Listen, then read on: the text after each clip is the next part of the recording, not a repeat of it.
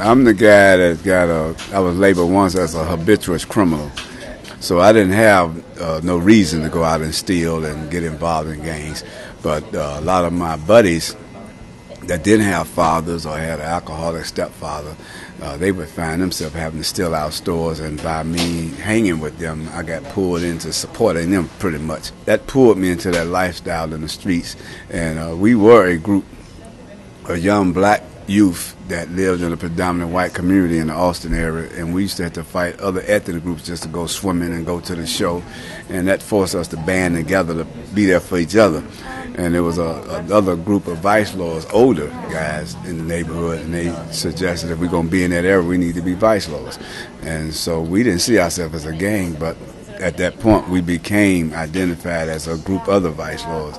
And we figure Geronimo was a great Apache warrior, and he fought the white man, so we're going to become Apache Vice Lords, AVL, Apache Vice Lords. And we became the youngest branch of the Vice Lord Nation.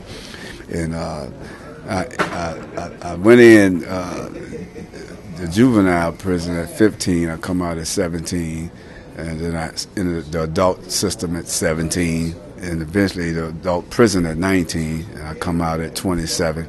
I ran into some barriers when it come time to put a resume together, and I didn't have nothing to put on it because I hadn't worked ever in my life, never had a Social Security card, never had a driver's license, hadn't seen a full year in society since 1968, and this was 1985. Right, and so sitting in a GED class, didn't know how to do fractions or move a decimal, and I'm in the class with younger people, and they laughing at the questions I'm asking, and I want to hit one of them in the eye, you know, because you get respect like that in the street, but I couldn't do that in that setting, so I had to humble myself and rely on a support network. Other guys had been through what I was going through, and they was encouraging me to hang in there, and I got hired as a counselor.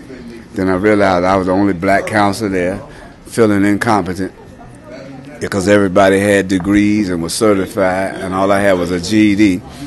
And I went back to school and got my bachelor's degree in inner city studies, and then eventually got my master's degree in leadership development and education at Northeastern. I guess they was impressed with me as a student, and so they had a class on history of Chicago gangs in their justice studies program.